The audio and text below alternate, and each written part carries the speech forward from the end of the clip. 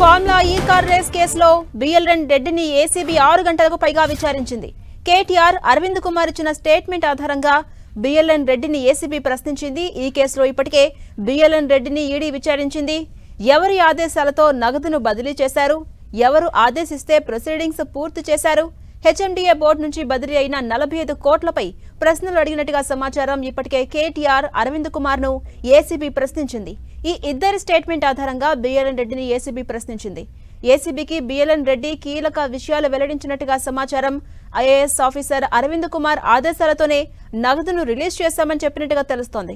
అప్పటి మంత్రి అధికారుల ఒత్తిడి మేరకే నగదును బదిలీ చేశామని, భవిష్యత్తులో ఇరుక్కుపోతామని తెలిసి నిబంధనలకు విరుద్ధంగా డబ్బును రిలీజ్ చేసినట్టు బిఎల్ఎన్ రెడ్డి చెప్పినట్టుగా సమాచారం.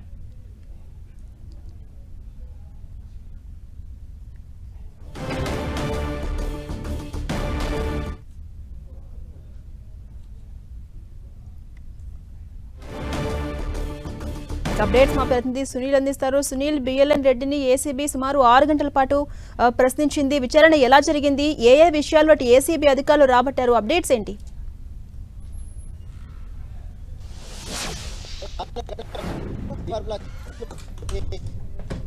ఈ ఫార్ములా కార్ రేస్ కేసులో అసలు మీకు ఆదేశాలు ఇచ్చిందేమో డబ్బులు ట్రాన్సాక్షన్ చేయడంలో బిఎల్ రెడ్డి చాలా కీలక పాత్ర పోషించారు కాబట్టి ఆ ఆర్థిక లావాదేవీల అంశాలకు సంబంధించిన దాంట్లో ఎక్కువగా ప్రశ్నించడం కూడా సమాచారం తెలుస్తుంది. అయితే బిఎల్ రెడ్డి ఉన్నతాధికారుల ఆదేశాలు, మంత్రి ఆదేశాల మేరకే తాను డబ్బులు నగదు బదిలీ చేశాం విదేశీ ప్రారంభ కంపెనీకి అనేది ఏసీబీ అధికారులకు చెప్పినట్టు కూడా సమాచారం తెలుస్తుంది. అయితే విచారణ అంతా కంప్లీట్ అయిన తర్వాత ఎప్పుడు పిలిచినా అందుబాటులో ఉండాలి, ఖచ్చితంగా మళ్ళీ ఒకసారి అంటే మళ్ళీ ఎప్పుడు పిలిచినా అందుబాటులో ఉండాలి, మళ్ళీ విచారణకు పిలిస్తే ఖచ్చితంగా విచారణకు హాజరు కావాలని ఆ బిఎల్ రెడ్డికి ఏసీబీ అధికారులు ఆదేశాలు తెలుస్తుంది. మరి బిఎల్ రెడ్డి కూడా ఖచ్చితంగా విచారణకు సహకరిస్తాను, మీరు ఎప్పుడు పిలిచినా నోటీసులు ఇచ్చినా తను విచారణకు పూర్తి విచారణకు సహకరించడానికి సిద్ధంగా ఉన్నానని ఏసీబీ అధికారులకు చెప్పినట్టు కూడా సమాచారం తెలుస్తుంది. మొత్తం మీద ఈ రోజుతో ఈ ఫార్ములా కేసులో ముగ్గురు విచారణ కూడా కంప్లీట్ అయింది. గతంలో అరవింద్ కుమార్ యొక్క స్టేట్మెంట్ నమోదు చేస్తున్నారు. నిన్న మాజీ మంత్రి BRS working president Sircilla MLA KTR statement కూడా నిన్న నమోదు చేస్తున్నారు. ఈ రోజు ఇదే కేసులో ఏసీగా ఉన్నటువంటి బిఎల్ రెడ్డికి స్టేట్మెంట్ కూడా నమోదు చేస్తున్నారు. ముగ్గురు స్టేట్మెంట్ కంప్లీట్ అయింది కాబట్టి ముగ్గురికి మరొకసారి నోటీసులు జారీ చేస్తారు. అంటే ఆఫ్టర్ ఫెస్టివల్ తర్వాత మరొకసారి నోటీసులు జారీ చేస్తారా లేదా ఫెస్టివల్ పోరే మళ్ళీ నోటీసులు చేస్తారా అనేది కూడా తెలియాల్సి చెప్పవచ్చు. ప్రస్తుతం అయితే ముగ్గురు స్టేట్మెంట్ కంప్లీట్ అయింది. మరొకసారి ముగ్గురికి నోటీసులు జారీ చేస్తే ముగ్గురిని కలిపి విచారణ చేయాలని కూడా ఏసీబీ అధికారులు భావిస్తున్నారు.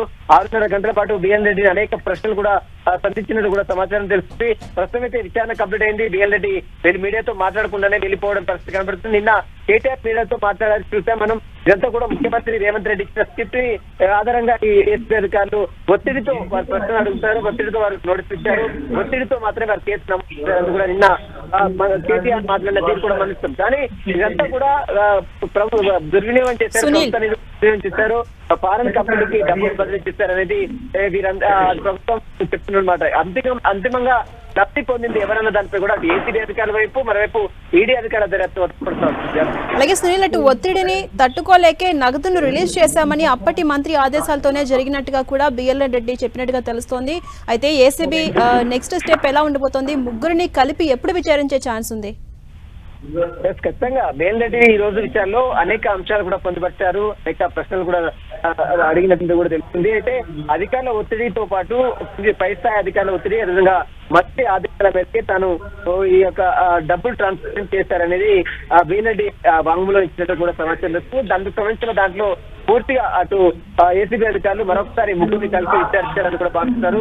ఇందులో భాగంగానే ఈ రోజు అయితే విచారణ కంప్లీట్ అయింది కాబట్టి మరొకసారి ముగ్గురికి నోటీసులు సర్వ్ చేసి ముగ్గురిని కలిపి విచారిస్తారా లేదా మళ్ళీ విడివిడిగా మళ్ళీ నోటీసులు ఇచ్చి విచారిస్తారనేది కూడా చెప్పొచ్చు. ఈ నెల 16వ తేదీన కేటీఆర్ ని విచారణకు హాజరుకోవాలని ఇప్పటికే ఈడీ అధికారులు నోటీసులు జారీ చేస్తారు. ఈ నెల 16వ తేదీన కేటీఆర్ సైతం ఈడీ అధికారులు ఎదుర్కొనే అవకాశం. ప్రస్తుతం అయితే విచారణ అయితే కంప్లీట్ అయింది.